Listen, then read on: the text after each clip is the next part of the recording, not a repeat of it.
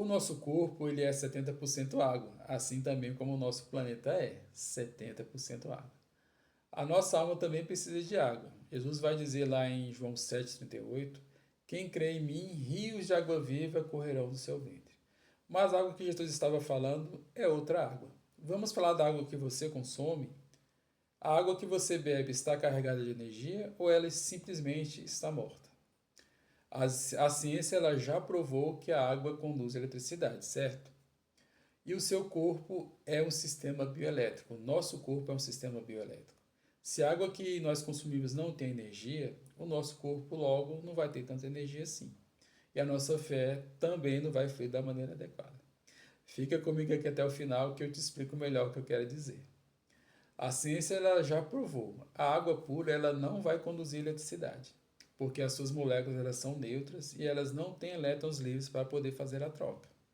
Mas a água que você bebe, quando ela é pura, quando ela é uma água de boa qualidade, ela contém sais minerais, cálcio, magnésio, sódio, potássio, e são esses íons dissolvidos na água que vão permitir que a corrente elétrica flua.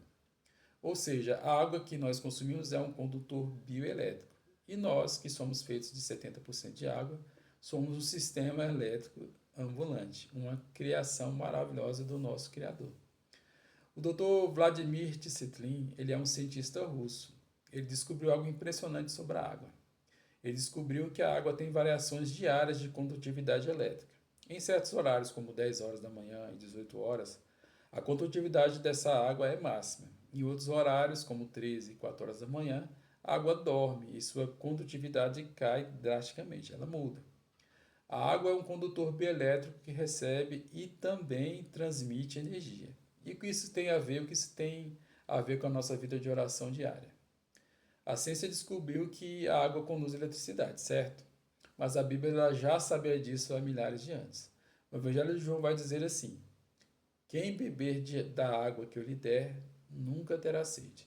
Pelo contrário, a água que eu lhe der se tornará nele uma fonte de água que jorra para a vida eterna. Está em João 4,14.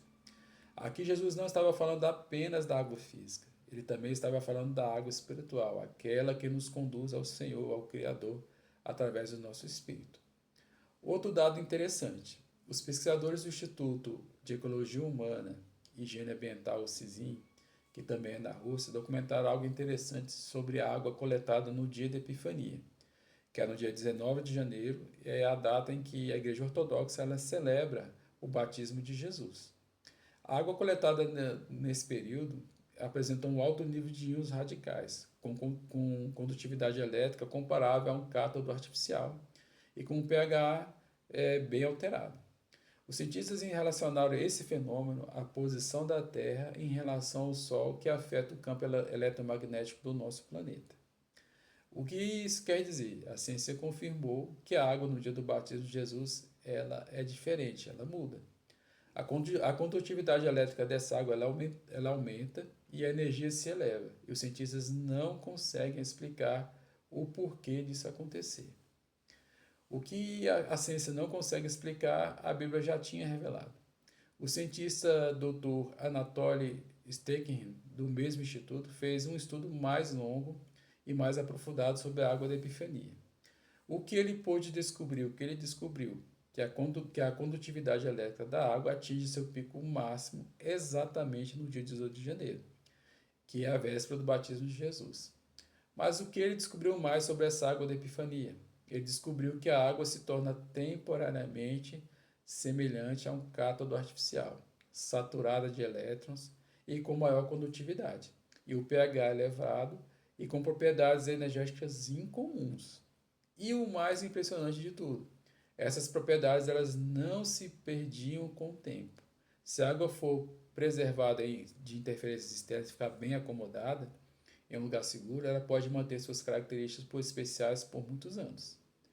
Os cientistas notaram que a atividade eletromagnética da água ela começa a diminuir na manhã do dia 19 e volta ao normal no dia 20. As propriedades da água elas voltam nesse sentido à normalidade, a água fica normal. Uma das descobertas mais surpreendentes dos cientistas foi relacionar essas mudanças no comportamento da água com os fatores astrofísicos, do nosso planeta, do nosso sistema solar. A posição da Terra em relação ao Sol, que altera o campo eletromagnético do planeta. Esse fenômeno parece influenciar as propriedades da água. Mas o que isso quer dizer? Isso quer dizer que a criação está se curvando ao Criador. Agora eu quero te dar 3 passos práticos para aplicar na sua vida. Passo 1. Hidrate-se de maneira adequada. Beba água com qualidade. Evite águas com qualidade baixa, porque elas não conduzem energia e o seu corpo precisa de energia. Passo 2. Ore sobre a água. Se nós oramos pela água, pelo alimento, vamos orar pela água também. Se a água é um condutor de energia, por que não consagrar ela ao Senhor também? Você está abençoando aquela água com energia divina para o seu corpo, com a sua oração, com a sua fé. Passo 3. Use a água durante os seus períodos de jejum. A água hidrata, ela conduz energia e também auxilia no processo de renovação do nosso corpo. A sua fé precisa de água, o nosso corpo precisa de água, a nossa alma também precisa de água. Uma coisa interessante, quando eu observo as pessoas que se hidratam de maneira correta, bebendo água com minerais e orando sobre ela, eu percebo que a disposição delas muda, a mente clareia, a oração fica mais fluente porque a mente está mais clara. A água que você bebe, ela não é só química, não. Ela é muito mais que isso. Ela é a energia que alimenta o nosso corpo e também a nossa alma. Se esse conteúdo fez sentido para você, compartilha com aquela pessoa que vive cansada, desidratada, sem energia. Ela precisa saber que a água que ela bebe